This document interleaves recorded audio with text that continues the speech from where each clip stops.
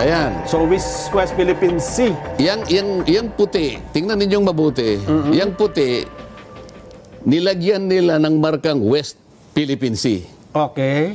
Makikita ninyo sa bandang asul, yan po yung tinatawag na high seas. Ang high seas ay bahagi ng karagatan na wala pong may-ari. Ito rin yung international water kung tawagin. Oh, yan ang international waters na kung tawagin ay high High seas. seas, Makikita nyo, merong pula na tinuturo yung Tito Island. Tito Island. Ang Tito Island is Pag-asa sa Pag-asa atin. Island, okay. Occupied natin yan. Opo.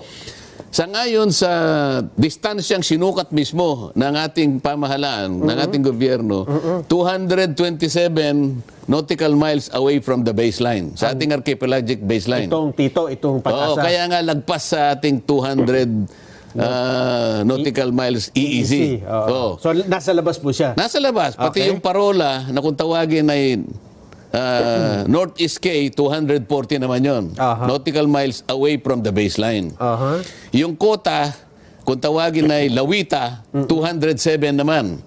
Yung Panata, ito yung Lankiam K, 203. So makikita mo, Lagpas lahat. lagpas lahat, pero gusto kong malaman nyo, hindi po akong gumawa niyan. Ang gobyerno ang gumawa.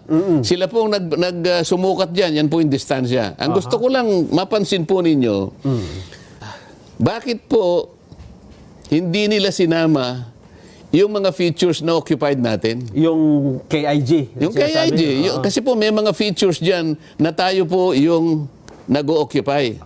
Okay? Ako po bang gumawa niyan? Hindi po. Oo. Ang ating gobyerno ang nag-submit yan sa tribunal. Nung i-submit niyan, kasama po si Justice Carpio, katulong si Attorney Batong Bakal. Silang dalawang may pakana nito? Sila, alam nila Kasama yan. sila? Kasama sila sa team eh. Bakit hindi nila alam? Ngayon, bakit po ako ang sinisisi nila na traidor, samantalang sa mapa na yan, sila mismo ang hindi nagsama sa Kalayaan Island Group. Ayan po, malinaw yun. Kasi kung ako ang gagawa ng mapa, isasama ko po yun. Hindi, sabi nyo nga labas nga sa EEC. Paano mo isasama? Ay ba, ako nang gagawa ko. Kaya nga ilalaban ko nga eh. Idinodrawing ko nga yung Dahil inilalaban mo nga yung teritoryo. Kaya nga sasabihin ko siguro, kung magkakatapos-tapos kami, itong isang puti na to kako, West Philippine Sea 1. Okay. Yun namang isang, nasa loob. Yun namang medyo kako ganito, lalagyan ko ng West Philippine Sea 2. Ayun. Para sa ganun masakop ko. Kakatulungin ko yung Namria. Tulungan mo ako dito, ilaban natin. Sino po ang unang nag-alis sa Kalayaan Island Group sa mapa ng West Philippine Sea? Sila po. Tapos ipipilit nila dapat kasama. Sino po ang traidor? Oo nga, ano.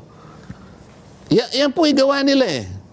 Kaya po mga kababayan na kayo pong nakikinig, lalo na po yung kababayan natin sa Kalayaan Island Group, huwag po kayong maniniwala sa kanilang mga ibinebenta sa inyo na ako po ang nagsasabi. Sila po ang una, yan po. Paano mo sasabihin ngayon si Marcoleta, kanya traidor, inaalis niya, i-give up ang ano. Doon nila ako pinipilit Samantalang sila po ang una. Ayan po, napakalinaw niya. No? Sila po ang naglagay, West Philippine Sea. Kitang-kita niyo po. Pero hindi nila sinaklaw yung mga features na ngayon po ay pag-aari natin talaga sapagkat okupado po natin yung mga yan. Ipakita nyo yung susunod na mapa na gusto kong gawin sana. Na yun sana ang maging West Philippine Sea. Kaya yan ang gagawin ko. Sinaklaw ko ngayon. Ayan, yung blue. Sa west, ayan ang mapa ng Pilipinas, yung kulay, yung kulay yellow. Tapos yung puti. Yung puti, yan ang internal sea. Internal sea. Yung blue. Yung nasa kaliwa niya, western side. Yan ngayon ang West Philippine Sea. Pero sinama ko. Mapapalaki ba natin dito? Ipalakihin mo nga yan. I-zoom mo ng kaunti. So ito ang...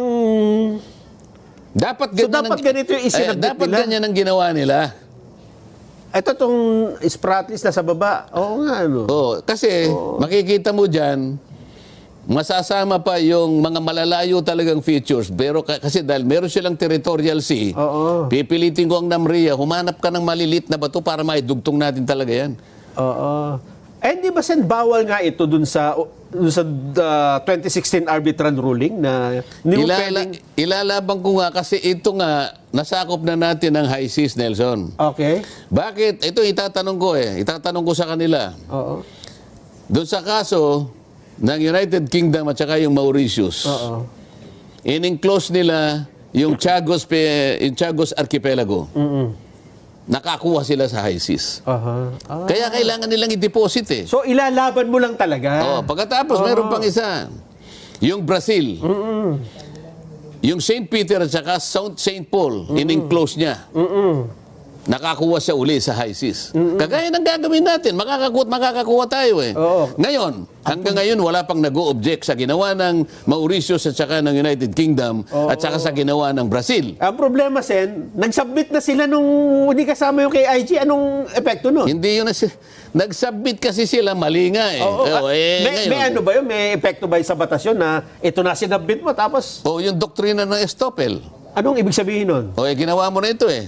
Niloloko mo ba kami? Ito yung ginawa, tapos papalitan mo. Yun ang sinasabi ko. Ibig sabihin, Sen, yung ginawa nilang mapa ni na Carpio at ni Batong Bakal. Hindi ko sinasabing silang gumawa. Ibig sabihin, yung sinabit Kasama nila, sila nung isubmit nila ito. nagpahina sa ating claim. Siguro. Bakit? Yan nga, yung isang mapa, hindi yan. Yung mapang yan ang gusto ko sanang isinabmit nila. So dapat nung nakita nila yung isasubmit ito, tinutulan dapat nila yon gaya ng pagtutol nila sa inyo ngayon. Sana. Tingnan mo. Yung mga sinasabi ko sa yung nagtangka na kumuha ng parte ng high seas, wala pang nag-object hanggang ngayon. Maski ang Amerika, hindi nag-object. Ganun ba? Oo. So dito, kung may mag-object man, at least yan ang pag-uusapan. So ang tinatanong ko ngayon, sino ba? Sino ang traidor? Yan po napatunay. Balik nyo yung unang mapa. Balik nyo yung unang mapa. Ayan. Malinaw na malinaw po diyan. Silang nag-drawing ng West Philippine Sea. Hindi po nila sinama Ang KIG. yung Kalayaan Island Group. Kaya po kayong mga nakatira diyan, alam na po ninyo kung sino ang traidor diyan.